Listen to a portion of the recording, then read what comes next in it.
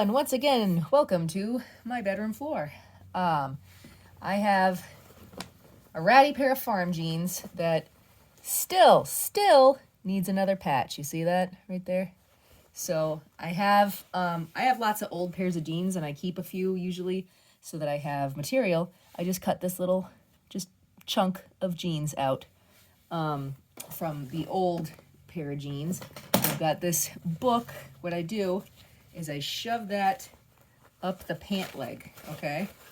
So that I can still work with the surface. I don't have to put the leg inside out, so I can see it. And I'm going to stick my patch right on top of, I like to overlap it from the other patches. It helps give it a little bit of strength. And I have a pin from my stabby tomato thing.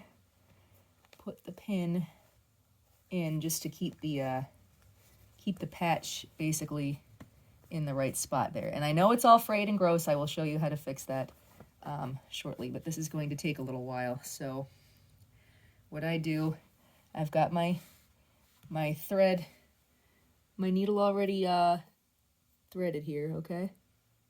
You see? And I pulled it double. It's double strength, right? It doesn't really matter. When you're patching old nasty farm jeans, it really doesn't matter what kind of color thread you're doing. If I'm trying to sew up a hole in nice jeans or patch nice jeans with something that, trying to make the fabrics match and all that, I will use the closest possible thread that I can get. This right now, I think is just black thread. It looks like it's probably black. I don't think it's dark blue. But getting started is the hardest part, okay? So you take your needle, you want to go up the inside of the pant leg, okay? So I'm up inside, and I'm just going to kind of poke around and figure out where the corner of this patch is. Stick my needle up through the corner, okay? Pull that up all the way, just very gently, all right? So now, because the book is back there inside, I know I'm not going to sew through to the other side of the hole, other side of the jeans.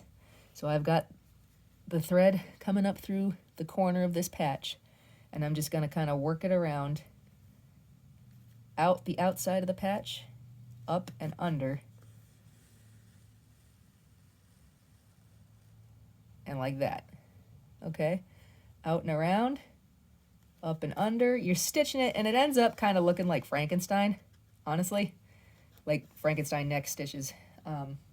If you can see from the other stitches that I've done on these other patches, that is how it ends up looking.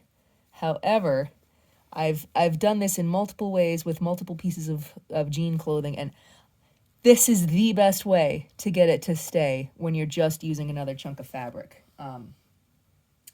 So I'm just going to keep going around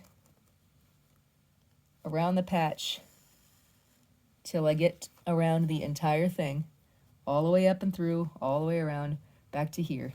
And then I pull the pant leg inside out again to see inside, and I tie a knot there, a double knot to end it. So here's my secret. This stuff that I buy at Walmart, if you can see, it's called Fray Check, okay? This stuff is a miracle. It's awesome. It's a liquid, and what you do, you just unscrew the cap, and it's got this little applicator thing, and you just dab it on the edge. So you want to dab it on the edge of all that material. And what it does, because it's called Fray Check, so guess what it does? It stops things from fraying.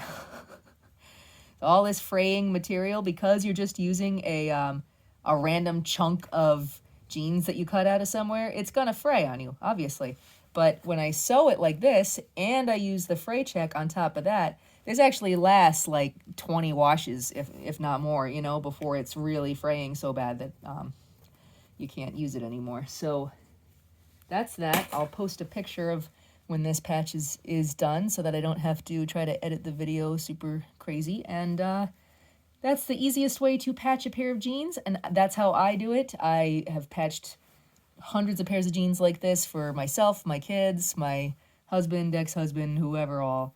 And yeah, I mean, especially if you don't mind what it looks like. It's obviously right here when you're not good farm jeans, but I've done this to nice jeans too. As long as you use matching thread and it's not a super big hole, you can work this way with nice jeans too.